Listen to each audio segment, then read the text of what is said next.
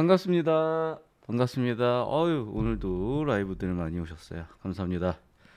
자, 전국에 계신 수험생 여러분 그리고 우리 고객 여러분, 오늘은 6평 대비로 실전 연습. 아무래도 지금 27년 수능 역사의 최초의 선택형 수능이다 보니까 풀이 순서를 어떻게 잡아야 될지 좀 감을 못 잡는 학생들이 많더라고요. 그래서 오늘은 풀이 순서는 어떻게 가져가야 되는지, 그 다음에 시간 관리는 어떻게 가져가는 게 좋을지에 대해서 한번 말씀 나눠보도록 할게요. 자, 봅시다. 자, 일단 선택형 수능 특집 부제는 모든 풀이 순서 경우의 수에 따른 유불리 및 풀이 순서 팁. 무슨 얘기냐면 이제 이게 독서, 문학, 화작 또는 엄매 선택이 되면서 경우의 수가 3팩토리얼 가지가 생겨서 6가지가 생기게 되죠. 아니면 그냥 그런 거 상관없이 난 1번부터 쭉 풀 거야 이런 학생도 있어요. 그래서 전체 13가지의 경우의 수가 있습니다. 무슨 얘기 이해되시죠? 그러니까 아예 첫 번째 경우는 뭐냐면 크게 세 가지. 아예 첫 번째 경우는 뭐냐면 1번부터 45번까지 순서대로 푸는 학생들. 그리고 이제 화작 선택인 학생들은 이렇게 선택 화작을 먼저 풀 것이냐, 독서 문학을 어떤 순서로 풀 것이냐에 따라서 6가지가 생겨요. 언어 매체 선택인 경우에도 마찬가지 6가지가 생깁니다. 뭐가 가장 옳은 거냐?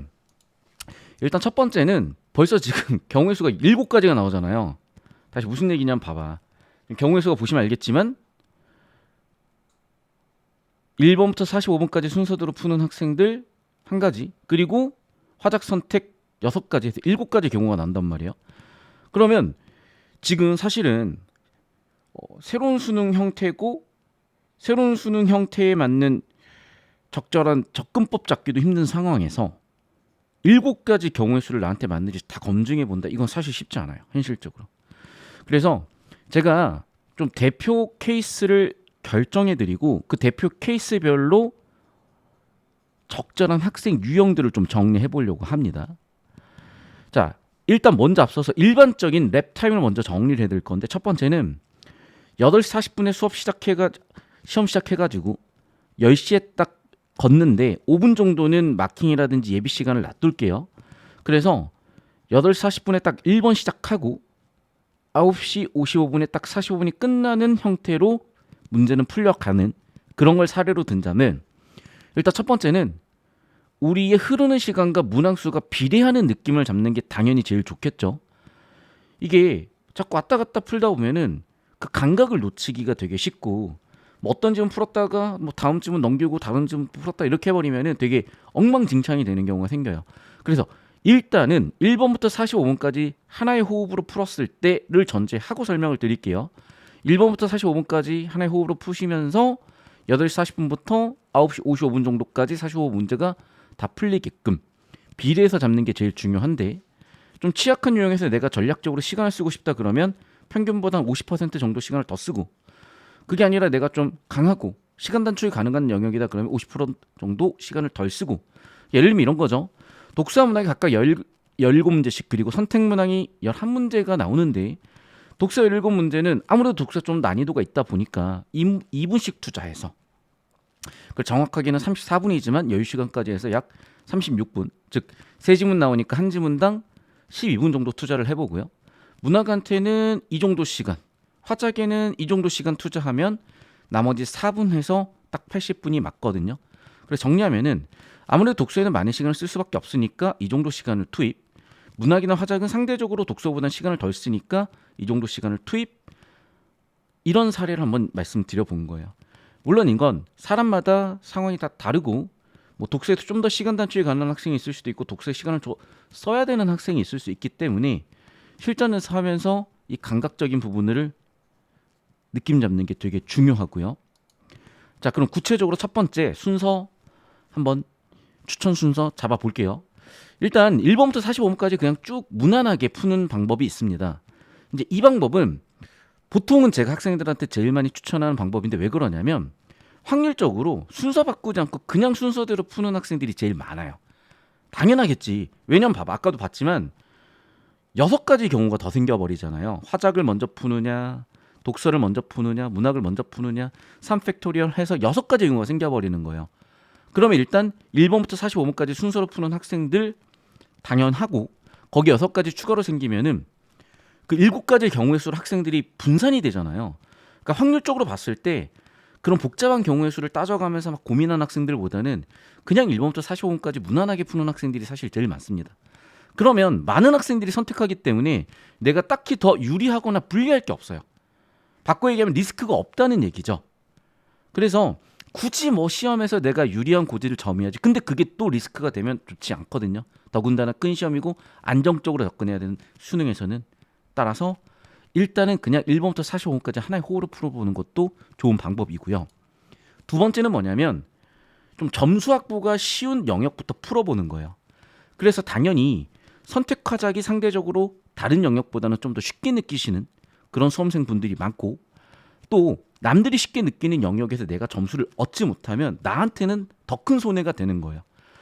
더군다나 그런 영역에서 문제풀이를 뒤쪽으로 밀어서 후반부에 풀어버리면은 앞쪽에서 시간 관리를 못했든지 마음이 급해짐에 따라서 당연히 맞춰야 되는 문제들을 못 맞추게 되면 진짜 수학에서 1, 2, 3, 4번 막 풀어가지고 틀려가지고 30번, 21번 맞추면 뭐하냐고요. 1, 2, 3, 4번 틀리면 똑같은 거야 사실은. 그래서 그런 후반부에 이런 점수밭을 괜히 밀어가지고 생기는 불리함을 갖지 않는 게 좋아서 쉬운 화작부터 풀어보는 것도 하나의 방법이고요. 특히 화작은 요즘은 내용보다는 구조처리 중심으로 출제를 하는데, 독서를 구조처리 중심으로 출제 접근했을 때 되게 쉬워지는 그런 경험 우리 수험생 여러분, 특히 우리 고객 여러분들 하셨을 거란 말이에요. 그래서 워밍업으로 되게 좋은 화작부터 풀어보는 전략이었고요. 또 추천 순서 세 번째는 문학부터 풀어보는 거예요. 문학은 수업 시간에 제가 여러 차례 말씀드렸습니다. 감정에 해당하는 정보처리, 비문학은 이성에 해당하는 정보처리. 그래서 이제 문학 따로 풀고 비문학 따로 푸는 그런 접근법도 괜찮을 수 있어요. 따라서 문학 먼저 풀어보는 것도 하나의 방법이고, 아까 화작과 같은 이유인데 문학도 상대적으로 좀 쉽게 느끼는 학생들은 그냥 문학부터 빨리 털어버리는 것도 좋은 전략이 될 수 있습니다. 자, 비추천하는 순서는 독서부터 푸는 거예요. 이거 사실 독서부터 푸는 게 유리한 학생도 있긴 한데 되게 일부입니다. 왜 그러냐면 여러분 다들 아시다시피 1사 이후에 국어 영역으로 이름이 바뀌면서 특히 17 이후의 난이도가 정말 크게 올라요. 학생들의 체감 난이도가 어마어마해지다 보니까 진짜 막 대치동 200명 마감반에 만점자 한 명도 없는 그런 반도 되게 많거든요. 자, 여기서 중요한 건 높은 체감 난이도는 그만큼 초반부에서 여러분의 시간, 피로도 같은 자원을 되게 갉아먹습니다.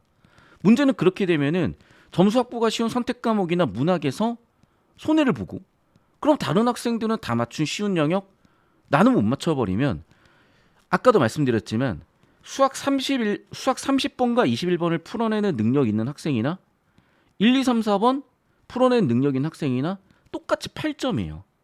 그래서 괜히 실수로 1, 2, 3, 4번 틀리고 21번, 30번 맞추는 거나 1, 2, 3, 4번 완벽하게 맞춰내고 21번, 30번 틀리는 거나 사실은 점수는 똑같아 버려요. 그래서 제가 여기다 써놨죠. 같은 실력 대비 낮은 점수 확보해 버린다고요. 그러니까 초반부에는 가급적이면은 누구나 점수 딸 수 있는 쉬운 영역에서 먼저 점수 확보하고, 뒤쪽에서 남들이 틀릴 가능성 있는 영역에서 뭔가 시간의 변수에 따라서 불리함이 생길 수 있는 선택을 해야지 결과적으로 남들보다 불리해지는 상황이 안 벌어진다. 그래서 정리하면은 괜히 21번, 30번은 맞춰놓고 수학의 1, 2, 3, 4번을 틀리는 그런 실수를 범하지 않으려면 어려운, 그래서 누구나 어려워하는 영역은 뒤쪽으로 밀어두시고 내 점수밭에서 일단은 점수 확보하는 게 제일 중요한 전략인 겁니다. 자, 네 번째 추천 순서는 역시 마찬가지 언어 매체부터 풀어보는 건데, 아까 화작 선택하고 비슷해요. 언어 매체 같은 경우 얘가 제가 말씀드렸다시피 문장 수준의 구조 처리, 그래서 미시적인 정보 처리와 그 미시적 정보 처리를 하는 과정에서 자연스레 거시적 정보 처리도 보이거든요. 특히 언어 문법에서 글의 구성 원리 문제들이 출제가 되게 되면은 독서의 기본 개념들을 연습해보고 넘어갈 수 있는 기회가 좀 열려요.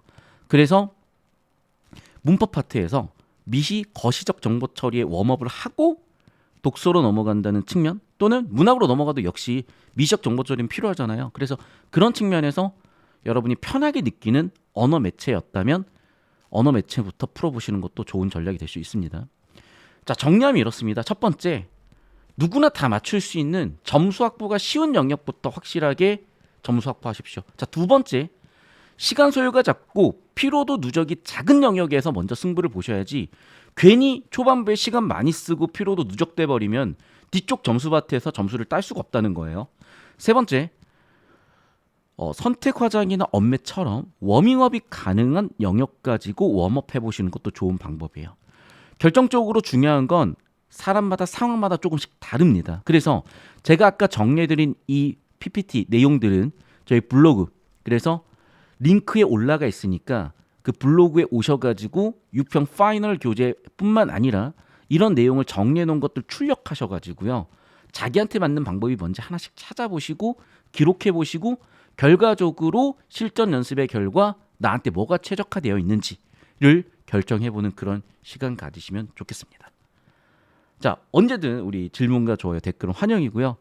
구독자 여러분 정말 감사드리고, 참 제가 영상을 준비함에 있어서 정말 노력한다고는 하는데 이제 초보 유튜버다 보니까 많이 제 좀 기대치에 부족한 영상들이 나오고 있는데도 너무 많이 봐주셔가지고 정말 감사드립니다. 진심으로 감사드리고요. 다음 시간에 또 유익한 정보 가지고 찾아오겠습니다. 자, 오늘 라이브는 일단 여기까지 하고 다음 주제는 또 다음에 볼게요. 라이브 들어와 주신 우리 고객 여러분과 전국 수험생 여러분 감사합니다. 안녕. 안녕, 열심히 하세요.